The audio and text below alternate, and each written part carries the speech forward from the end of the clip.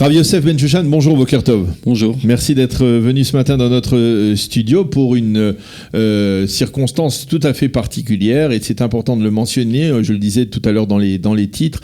Nous sommes le 20 Tammuz et c'est la date de la Haskara de Théodore Herzl, de Binyamin Zev Herzl, le visionnaire de l'État d'Israël. Alors je ne sais pas exactement, je crois qu'il est mort en 1904 si je ne m'abuse, et donc cela fait maintenant 115 ans, voilà, plus 115 ans que Théodore Herzl est décédé, d'abord enterré à Vienne près de son père, et puis ensuite enterré en Israël sur le mont Herzl, bien entendu, sur sa demande, à sa demande. Et nous vous avons sollicité parce que, eh bien, il était important de souligner un point dont on parle de plus en plus, il faut bien l'avouer. Jusqu'à présent, pendant de nombreuses années, on pensait qu'Herzl était un leader juif et sioniste, mais totalement éloigné de toute tradition juive. Or, il faut bien rendre à César ce qui est à César, grâce au docteur Yitzhak Weiss, qui a écrit il y a une quinzaine d'années un livre édifiant sur une nouvelle lecture de Théodore Herzl. C'est le titre de ce livre. Eh bien, on découvre que finalement Herzl n'était pas si éloigné que ça de la religion, qu'il venait d'une famille même religieuse, et qu'il avait une relation avec la religion qui était même chaleureuse. Alors, le livre du docteur Weiss le raconte de manière détaillée, et vous nous avez amené un autre livre, mais cette fois en ivrite, qui est Lev Haouma Herzl Bene Rabbané Doro, comment les rabbins de l'époque, de la génération d'Herzl considéraient Théodore Herzl, comment ils ont réagi en particulier à son décès prématuré, parce qu'il est mort très jeune, Théodore Herzl.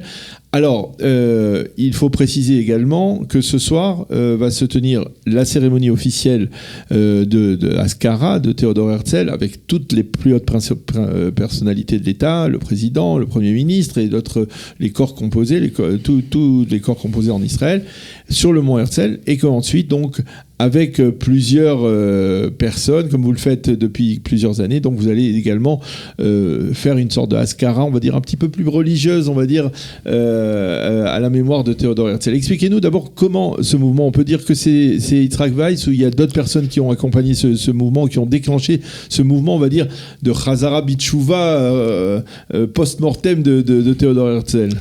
Ben voilà, comme tu l'as dit parfaitement, ben moi aussi j'ai été victime de tous ces mensonges.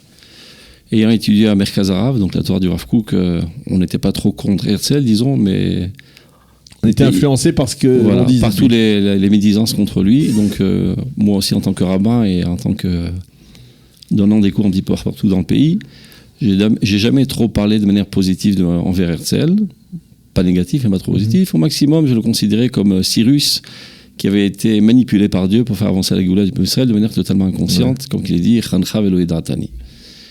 Et quand ce livre est tombé dans ma main, eh ben, c'était pour moi une révélation. Je l'ai lu d'un seul trait, sanglotant pendant toute la lecture. Et je vous raconte ce qui m'est arrivé personnellement. En terminant ma lecture, j'ai pris ma femme et mes enfants avec moi, je suis monté sur le tombeau d'Herzl, lui demander pardon pour la première chose. Et j'ai décidé depuis lors de crier sur tous les toits la vérité, le véritable visage d'Herzl, et c'est ce que je fais sur tous les podiums possibles et imaginables. Et dès lors, j'ai commencé à faire une Haskara en bonne et due forme, comme il se doit envers un tel géant du peuple d'Israël, qui s'était donné corps et âme, et c'est le cas de dire corps et âme, pour le peuple d'Israël. Maintenant, ce mensonge. Alors, et ce mensonge, il repose tout de même sur des réalités, parce que Théodore Herzl a bien écrit dans son livre Altoinland, ou dans son livre L'État juif, ou l'État des Juifs, il écrit que, par exemple, les rabbins devront rester dans les synagogues et ne pas se mêler à la politique. Hein. C'est d'ailleurs un sujet d'actualité aujourd'hui. On voit à quel point les rabbins ne sont peut-être pas toujours adaptés à la vie politique en Israël ou dans l'état du peuple juif. Herzl, on ne peut pas dire qu'il a exprimé, on va dire, une chaleur particulière envers la tradition juive. Mais il faut mettre un petit peu d'ordre. Voilà. Herzl a grandi dans une famille traditionnelle. Son grand-père était gabaï dans la synagogue du Rav Alkalai, et il le prenait par la main à la synagogue. Donc on peut supposer qu'il a été influencé de tous les discours enthousiasmants envers Herzl dans sa tendre jeunesse. Et après, il a évolué dans son pays, comme nous d'ailleurs, dans une civilisation goy. Il a fait un cursus scolaire et universitaire pas très juif. Et ce qui est particulier, c'est qu'il ressentait un profond désir de venir en aide à son peuple. Et c'est comme ça qu'il en arrive finalement à la solution du sionisme. Maintenant, de dire qu'Herzl était religieux, c'est un mensonge. Oui. Mais de dire qu'Herzl était un hérétique, c'est un plus grand mensonge. Il y a qu'à voir, au lieu de lire les interprétations d'Herzl, il vaut mieux lire dans son roman, Yomanishi, comme on dit, journal intime, et dont il a décidé d'écrire tous les jours. Eh bien, il faut savoir que le personnage qu'Herzl admire, c'est Moshe Rabbeinu, en tant que sauveteur du peuple d'Israël. Herzl écrit de manière la plus claire. Donnez-nous des exemples. Herzl dit de manière la plus claire, ce qui m'intéresse, c'est de mettre en route la sortie d'Égypte de notre génération. Maintenant, Herzl n'avait rien contre le judaïsme, c'est un grand mensonge. D'ailleurs, il a fait une bar mitzvah en bonne et due forme. Et n'oublions pas que lorsqu'Herzl commence son congrès de Bâle, la première phrase qu'il dit, le retour au judaïsme précède le retour à Eretz Israël. Et comme le Rav Kook en parle, le retour vers le nationalisme amènera au retour vers la Torah. Ce qui s'est passé sur la personnalité même d'Herzl, c'est ce qui se passe sur le peuple d'Israël entier en retournant sur sa terre. On sait très bien que ceux qui ont mis en marche le sionisme n'étaient pas des grands religieux, et l'État d'Israël a été fondé sur des fondements plutôt laïques que religieux. Et on voit bien qu'en un laps de temps de 70 ans, il y a un retour en grande masse du peuple d'Israël vers la religion, vers la tradition. C'était prévu par avance, c'était marqué dans les prophètes que comme ça, cela devrait avoir lieu. Et ça a commencé donc sur le précurseur du sionisme qui était Herzl. Donc tout ça sont des mensonges. Maintenant, sur quoi sont basés ces mensonges ? Sur des intérêts vils et sales. Il ne faut pas avoir peur des mots. Une alliance impure entre le monde laïque et le monde haredi pour légitimiser leur position. Les deux ont intérêt à décrire Herzl comme quelqu'un de athée et de post-sioniste. Cela pour légitimiser leur position qui sont ressemblants à Herzl, donc on n'a rien de spécial, et cela pour légitimiser leur position, pourquoi ils n'ont pas adhéré au sionisme. Et donc c'était intéressant de le décrire de cette manière.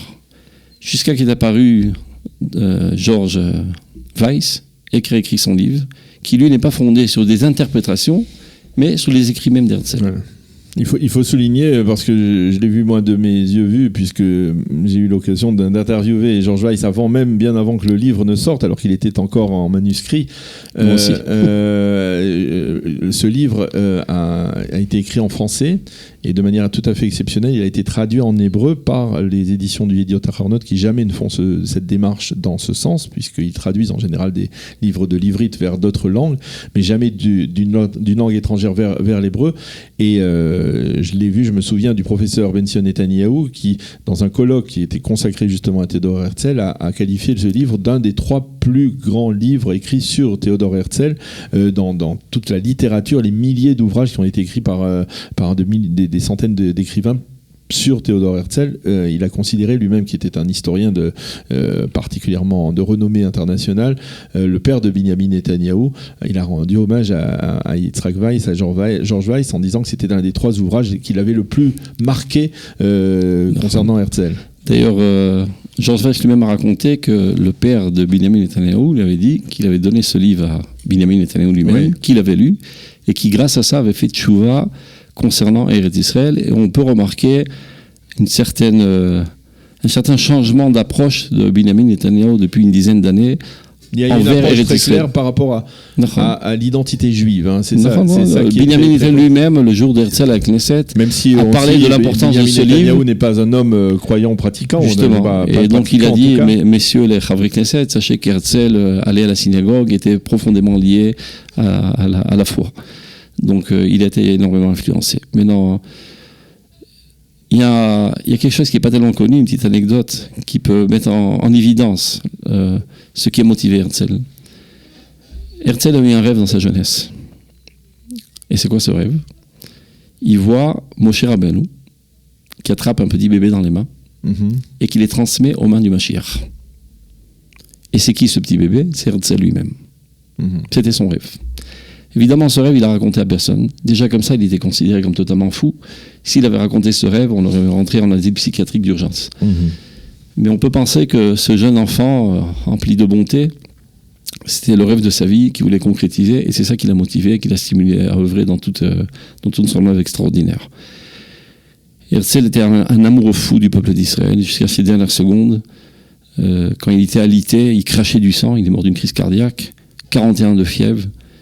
Son médecin le tient par la main, surtout ne bouge pas de ton lit, il reçoit un télégramme des pogroms de Kishinev, il met son par-dessus, il prend le train d'urgence, pendant 6 heures il roule pour aller intercéder auprès du gouverneur pour arrêter les massacres. Donc une telle personnalité, amoureux fou du peuple d'Israël, sans aucun doute, est profondément ancrée dans l'amour de Dieu, et il le dit de la manière la plus claire. Dans son livre Altnoraim que tu as cité, à la fin du livre, il y a une réunion de pas mal de personnages et qui essaient de dire qu'est-ce qui a créé l'État d'Israël. C'est un livre imaginaire et ça le reviendrait 20 ans après la création de l'État d'Israël. D'abord, il faut savoir que dans le livre lui-même, il raconte, revenant 20 ans après l'État d'Israël, soi-disant, la veille de Shabbat, les sonnent cloches, les magasins ferment et les Juifs vont à la synagogue. Et plus encore, montent au Beth Amikdash. Donc si Herzl était tellement hérétique, il n'aurait pas mis au centre de Jérusalem le Beth Amikdash. Ouais. Et pour terminer, chacun donne sa manière de voir les choses. Il y en a qui disent on a réussi à édifier l'État d'Israël grâce à la technologie, grâce au collectivisme, etc. Et la dernière phrase du livre, le rabbin Shmuel, le grand rabbin Shmuel dit c'est grâce à Dieu que l'État d'Israël a été créé. C'est la dernière ligne du livre Altnoraim. Donc de dire qu'Herzl était loin de la foi envers Dieu, c'est un mensonge sans pareil. Même si, et ce sera notre dernière question, ma dernière question, la descendance d'Herzl, elle, s'est totalement éloignée, et bon, en dehors du fait qu'il y a eu des problèmes, on va dire, de démence, il y a eu je pense qu'une partie de ses enfants, ou un de ses fils, s'est converti au christianisme. Il n'y a quasiment plus de descendants de Théodore Herzl. Ce qui veut dire ce qui veut dire, ça ne veut pas dire, c'est-à-dire, quelque part, ça ne change pas au fait qu'effectivement il avait. On pourrait dire la même chose pour le Rabbi de Lubavitch, qui n'a pas de descendance. Pour autant, c'est pas le plus grand d'Israël. Ouais. On peut dire aussi que Moshe Rabbeinu, les enfants de Moshe Rabbeinu n'étaient pas les plus grands d'Israël non plus. Donc, ce sont des bobards idiots qu'on a l'habitude d'écouter, des histoires de grand-mère, des gens n'ayant pas de véritable argument. Donc ils arguent toutes sortes d'idioties qui n'ont aucun fondement. Il faut analyser la personnalité selon ce qu'il a fait et selon ce qu'il a écrit et quels étaient ses espoirs, ses espérances. C'est en fonction de ça qu'on juge quelqu'un et non pas sa descendance. D'ailleurs, la Gemara dit dans la plupart des cas, les enfants des Talmidei Chachamim ne sont pas des Talmidei Chachamim, et ça ne remet pas en question la grandeur de ces Talmidei Chachamim. Bien entendu, évidemment. Eh bien, en tout cas, donc, Rav Yosef Ben Shushan. Donc, n'oublions pas l'essentiel. L'essentiel, ce soir, après la cérémonie. Donc, c'est accès libre sur le Mont Herzl. La cérémonie officielle, elle est de 18h à 19h. D'abord, je raconte que les années précédentes, on faisait ça la veille. On n'a pas trop le temps. Une seconde. Les années précédentes, on faisait ça la veille. Cette année, on a décidé de faire ça ensemble avec tout le monde, car Herzl était pour la redoute, pour l'unité. Donc, juste à la fin de la cérémonie officielle qui terminera à 7h, on s'approchera de manière spontanée sur le tombeau d'Herzl et on commencera la lecture des Tehillim, le Kaddish, l'Ashkaba, comme un bon juif. Voilà. Herzl le mérite. Eh bien, merci beaucoup, Rav Yosef Ben Shushan. Donc, ceux qui le souhaitent peuvent venir ce soir sur le mont Herzl à Jérusalem pour assister à la Haskara donc de Théodore Binyamin Zev Herzl, le visionnaire de l'État d'Israël. Merci beaucoup d'avoir été avec nous ce matin sur Studio Qualitat.